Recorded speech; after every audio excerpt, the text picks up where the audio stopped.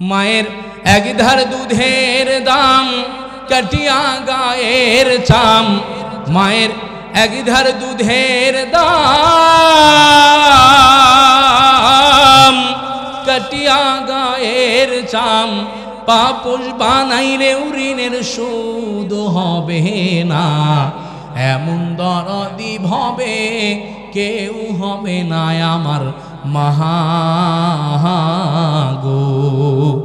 এমন দরদি ভবে কেউ হবে না আমার মাগো। ঠিক কিনা ভাই? মায়ের মতো এত দরদি কেউ আছে ভাই? যুবকদেরকে বলি, যুবক ভাইরা, যদি জান্নাতে যাইতে চান, দুনিয়ার জমিনে প্রত্যেকটা মুহূর্তে মুহূর্তে নিজের আব্বা আম্মাকে সম্মান আর শ্রদ্ধা করে যান। অনেক যুবক আছে আমার ভাইয়েরা, নিজের মার গায়ে হাত তোলে, বাবাকে প্রহার করে ঘর থেকে বের করে দেয়। আমার ভাইয়েরা, যুবকদেরকে বলতে চাই, কলিজার টুকরা যুবক আমার, তুমি তোমার মার গায়ে হাত দাও নাই, তোমার বাবাকে তুমি ঘর থেকে বের করে দাও নাই, বরং তুমি তোমার জান্নাতের রাস্তাটাকে বন্ধ করে দিয়েছ।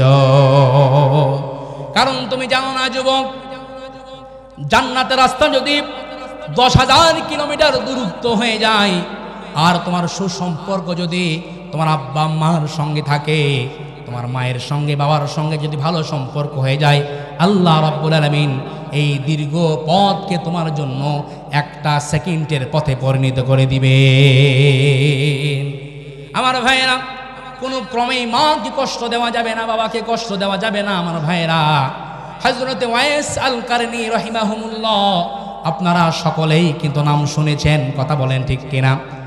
কুরুন নামক শহর থেকে বিশ্ব নবীর কাছে চিঠি প্রেরণ করেছেন, ইয়া রাসূলুল্লাহি, ইয়া হাবিবাল্লাহ, নবী গো, ইয়া রাসূলুল্লাহ, আমার মনের বড় তামান্না, মনের বড় খায়েশাত, মনের বড় চাহাত, আপনার সাহাবতে গিয়ে আপনার সান্নিধ্য লাভ করে আমি সাহাবীর মর্যাদা অর্জন করতে চাই। কিন্তু বাড়িতে আমার বয়োজ্যেষ্ঠ বৃদ্ধ মা একা, আমার মায়ের খেদমত যদি আমি না করি তাহলে কেউ নাই, আমার মার আমি ছাড়া আমার মায়ের আর অন্য কেহ নাই। আমার ভাইয়েরা, নবীজি, আমি আমার মায়ের কারণে আপনার কাছে যাইতে পারি নাই। আমার ভাইয়েরা, আল্লাহর হাবিব সাল্লাল্লাহু আলাইহি ওয়াসাল্লাম চিঠির প্রতি উত্তরে সুন্দর করে লিখে দিয়েছেন যে ওয়াইস, তোমার আমার খেদমতে আসার কোনো দরকার নাই, তোমাকে তোমার মায়ের খেদমতে, তোমাকে তোমার মায়ের খেদমতে নিয়োজিত তোমাকে দেখতে চাই। আমার ভাইয়েরা, ওয়াইস আল কারনী আর আসে নাই, নবীজির খেদমতে আসে নাই। আল্লাহর হাবিব নিষেধ করেছেন, ওয়াইস তুমি তোমার মায়ের খেদমত করো, তোমার মায়ের খেদমতেই তুমি নিয়োজিত থাকো। আমার ভাইয়েরা, মৃত্যুর পূর্বে, ওফাতের পূর্বে বিশ্বনবী মুহাম্মদ আরবি সাল্লাল্লাহু আলাইহি ওয়াসাল্লাম হযরতে ওমর রাদিয়াল্লাহু তাআলা আনহুকে ওসিয়ত করে গিয়েছেন, ওমর যদি কোনোদিন দেখো ইয়ামান থেকে, ইয়ামান কুরুন নামক শহর থেকে ওয়াইস আল কারনী নামের কোনো ব্যক্তি আসে, তুমি তার কাছে গিয়ে দোয়া চাইবা, তার কাছে গিয়ে দোয়া নিবা। কারণ লাউ আকসামা আলাল্লাহি লা বাররাহু, ওয়াইস যদি কসম করেও কোনো কিছু চায়, মুহূর্তের মধ্যে ওয়াইসের দোয়া যিনি কবুল করবেন তিনি কে? আমার ভাইয়েরা, সঙ্গে সঙ্গে হযরতে ওমর রাদিয়াল্লাহু তাআলা আনহুকে ওসিয়ত করে গিয়েছেন। আমার ভাইয়েরা, হযরতে ওমর রাদিয়াল্লাহু তাআলা আনহু এই ওসিয়ত শোনার পরে কুরুন নামক শহর থেকে যখনই কোনো কাফেলা আসে, সঙ্গে সঙ্গে দৌড়ে গিয়ে তিনি একেবারে নবীজির চেহারা অনুযায়ী কেমন হুলিয়া মোবারক তিনি বর্ণনা করেছেন, তিনি খেয়াল করেন, লক্ষ্য করেন দোয়া নেওয়ার জন্য। আমার ভাইয়েরা, তাহলে মায়ের সঙ্গে সুসম্পর্ক থাকার কারণে, মায়ের অন্তরের সঙ্গে কানেক্ট হওয়ার কারণে হযরতে ওয়াইসের দোয়া যিনি মুহূর্তের মধ্যে কবুল করে নিয়েছেন তিনি কে? তাহলে সেই মায়ের সঙ্গে বাবার সঙ্গে দুর্ব্যবহার করলে কখনো জান্নাতে যাওয়া যাবে ভাই? জান্নাতের ঘ্রাণ সে পাবে না, জান্নাতের ঘ্রাণ সে কখনোই পাবে না। কারণ আল্লাহর হাবিব বলেছেন, আল জান্নাতু তাহতা আকদামিল উম্মাহাত, প্রত্যেকটা মায়ের পায়ের নিচে সন্তানের জন্য জান্নাতকে সুসজ্জিত করে রাখা হয়েছে। কন্যা সুবহানাল্লাহ।